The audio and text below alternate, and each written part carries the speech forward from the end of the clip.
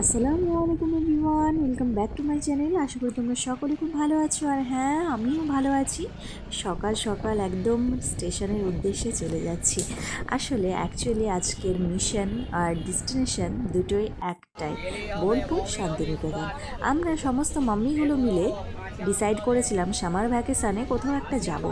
এই করতে করতে ভাবলাম যে কাছে পিঠের মধ্যে বোলপুরটাই বেস্ট হবে। সেই উদ্দেশ্যে ইন্টারসিটিতেই একদম সকাল সকাল রওনা দিলাম সব মাম্মিগুলো মিলে, আর তাদের মাম্মাস বয়গুলোকে নিয়ে একদম সেই জোশে খুব সুন্দরভাবে মাস্তি করতে করতে আমরা একদম স্টেশনে পৌঁছে গেলাম। তারপর ওখান থেকে একটা গাড়ি পিক আপ করতে এসেছিল। আসলে একটা দিদির হাজব্যান্ড যেহেতু পুলিশের এসআই, তো ওখান থেকে থানা থেকে একটা গাড়ি বলে রেখেছিল যেন আমাদেরকে সারাদিন ঘোরায় এসিতে, কোনো যেন বাচ্চাদেরকে নিয়ে প্রবলেম না হয়। তার সাথে এক একটা ব্যাগেজগুলোও ছিল অনেক ভারী ভারী। সেই জন্য অ্যাকচুয়ালি আমরা এটাই প্ল্যান করি যে যেন গাড়িটা হলে যেন খুব ভালো হয়, মানে নিশ্চিন্তে ঘোরা যায় এই আর কি। তো তারপরে চলে এলাম এই যে জামাই আদর বলে একটা হোটেল অ্যান্ড রেস্টুরেন্টে। এখানটাতে আমরা ব্রেকফাস্টটা সেরে নেব। সকালবেলায় একদম মানে চা দিয়ে শুরু করলাম। এই যে সুন্দর একটা চা, একদম মাইন্ড রিফ্রেশিং একদম করে দিল, খুব সুন্দর। আর আমরা একদম প্রথম, যেহেতু একদম সকাল সকাল নেমে গেছিলাম ওইখানটায়, মানে সেই জন্যই কভার আপ করতে পেরেছি, যেহেতু সাথে কোনো ওদের বাবারা ছিল না, সেই জন্য এইভাবে প্ল্যানিংটা করা হয়েছিল। তারপর আমরা ব্রেকফাস্টের জন্য তোমার পুরি আর সবজিটা বলে দিলাম, ওখানটায় খাওয়া হচ্ছে। একদম খেয়ে বেরিয়ে যাব বারবার, আর হচ্ছে টাইমটা ওয়েস্ট করব না। এইদিকে দেখো সবাই মিলে কত সুন্দর এনজয় করছে, কোনো বাচ্চারা জানো তো জ্বালায়নি। আমরা যেটা নিয়ে ভয় করছিলাম হয়তো বিরক্ত করবে, জ্বালাবে, কিন্তু না, ওরা ভীষণ এনজয় করেছে। অ্যাকচুয়ালি গরমটা ছিল, কিন্তু ওয়েদারটা পরে এমন মেঘ হয়ে গেল যে একদম ঠান্ডা হয়ে গেল। বেশ ভালো লাগলো জানো তো ঘুরতে সকলে মিলে। আর বোলপুর একটা সত্যিই শান্তির জায়গা, একদম শান্তিপূর্ণ জায়গা। প্রত্যেকটা প্রকৃতি, প্রতিটা গাছ পালা, সমস্ত কিছুই যেন কথা বলে। রবীন্দ্রনাথ ঠাকুর যেমন কবিতা লিখতে খুব ভালোবাসতেন গাছের তলায় বসে। আসলে প্রকৃতিটাই এইরকম, মানে কবিতা লেখার মতনই, মানে গল্প লেখার মতনই, মানে ভীষণই একদম শান্তিপূর্ণ। সত্যি খুব ভালো লাগছিল। তারপর আমরা একটা মিউজিয়ামে চলে এলাম। এখানে সব গাছের গুঁড়িগুলো দিয়ে হচ্ছে তোমার প্রত্যেকটা কিছুই বলছিলেন যে এইটা এরকম, মানে এক একটা এক এক রকম শেপ দেওয়া ছিল, মানে শেপেই যেমন কথা বলবে। দেখো আমি পুরো ভিডিওটা তোমাদেরকে দিয়ে দিচ্ছি। উনি নাম দিলেন মহেশ। মহেশ বাপের মেন ভূমিকা ছিল গফুর মিয়া, তার মেয়ের নাম ছিল আমিনা। দুর্ভিক্ষের সময় যখন আমিনার জল নিয়ে যাচ্ছিল, আমিনাকে জোর করে ফেলে দিয়ে এই ক্ষুধার্ত তৃষ্ণার্ত গরুটা জল খেতে থাকে, তখন কিন্তু গরুটাকে মেরে ফেলছিল। এটা মৃত্যুর পূর্বে সেইভাবে করা হয়েছে।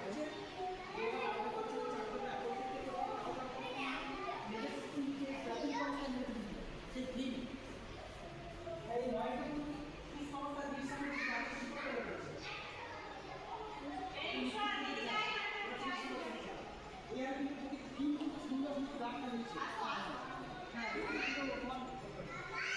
নামো নামো নামো, বকবে বকবে, সবাই মারবে, ওরা মারবে। মিউজিয়ামে ঢুকে তারপর দেখো ওদের কাণ্ড, যে যেমন পারছে মানে ফাঁকা পেয়েছে, আর জোর গলায় আওয়াজ করলে মানে আরও বেশি চারিদিকে মানে শোরগোল হচ্ছে, এই জন্য আরও জোরে জোরে চিৎকার করছে। মানে ওরা এমন খুশি, এত এক্সাইটেড হয়ে গেছে, মানে বলার মতো নয়, যে চিৎকার করেই চলে যাচ্ছে, সে চিৎকার করেই চলে যাচ্ছে। এই দেখো এক একটা গাছের গুঁড়ির এক এক রকম শেপ এবং এক এক রকমের নাম। দেখো শিয়াল পণ্ডিত, মানে এমন এমন শেপ দেওয়া আছে যেন মানে ওই রকমই লাগছে, কিন্তু দেখো স্ট্রাকচারগুলো ভালোভাবে খেয়াল করো, কত সুন্দর নিখুঁতভাবে বানানো না, ভীষণই ভালো লাগলো দেখতে এক একটা জিনিস। আর গাছের গুঁড়িগুলো সেই রকমই একদম মজবুত, সত্যি খুব ভালো লাগছিল দেখতে। তারপর আমরা এদিকে লাঞ্চ করতে চলে এলাম।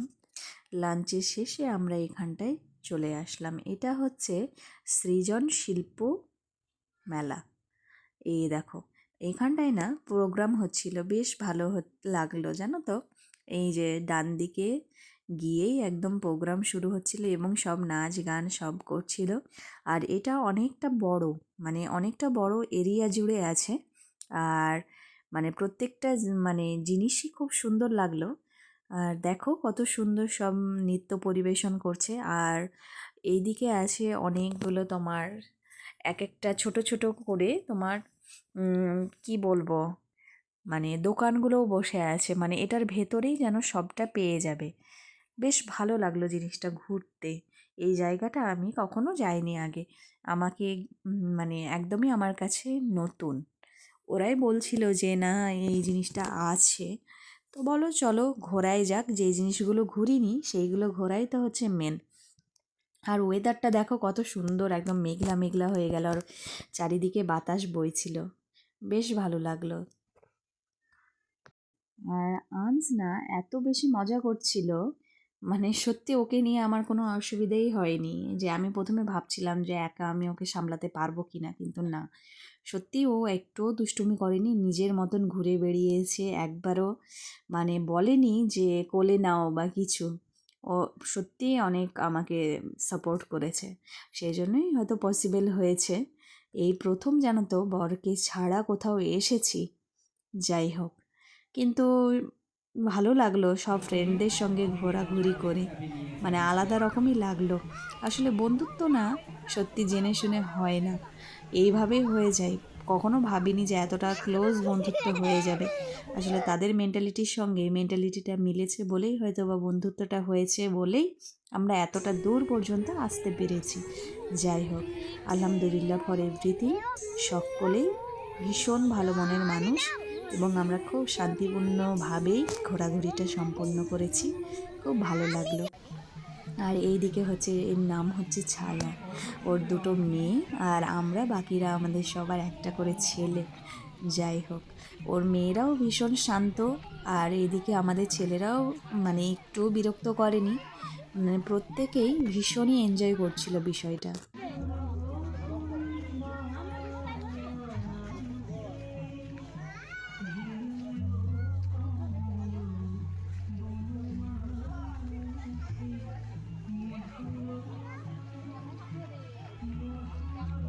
সামনে দেখতে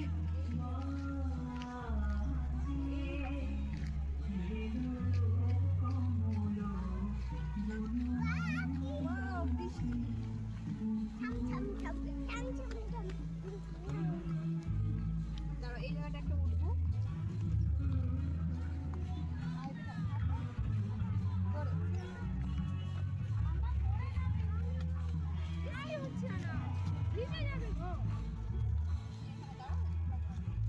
যাও জারিন যাও, ছবি তুলে দাও। এই ওইদিকে যাও, ওইদিকে নুসরাত।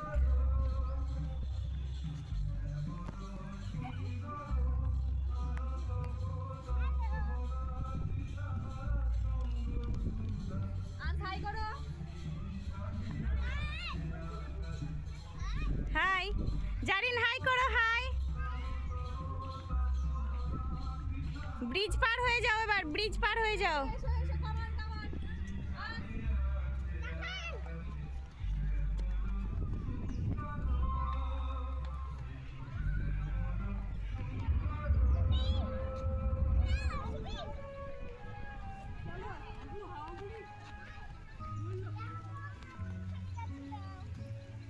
তারপরে এখানে ঘোরাঘুরি শেষ করে চলে এলাম সুরুল রাজবাড়ি। রাজবাড়ি মানেই একটা রাজা রাজার ব্যাপার, রাজা রাজা ভাইবস আছে। দেখো চারিদিকটা কত সুন্দর, শান্ত স্নিগ্ধ আর একদম মানে ফাঁকা ফাঁকা, কিন্তু ভালো লাগলো জানো তো দেখতে। আর বাচ্চাগুলোও না ভীষণই এনজয় করছিল, তার সঙ্গে মায়েরাও এনজয় করছিল, মানে ভরপুর। মানে দেখো কত সুন্দর আলপনা দেওয়া আছে। মানে রাত্রিবেলা শুনেছি, মানে এখানটায় বলছিল যে শ্যুট হয়, তারপর তোমার ভালোভাবে মানে সাজানো হয়, রাত্রিবেলাটায় লাইটিংটা বেশি খেলে। আর যাই হোক, দিনের বেলাটা আমরা এসেছি, তো এগুলো না দেখতে পেলেও কিছুটা হলেও বুঝতে পারলাম। আর এটা মেনলি না, যারা শ্যুট করে তাদের জন্য একদম পারফেক্ট আছে, মানে রাজবাড়িটা ওইটার জন্যই মানে আরও বিখ্যাত হয়ে গেছে। এর আগেও বোলপুরে গেছি কিন্তু কখনো দেখিনি।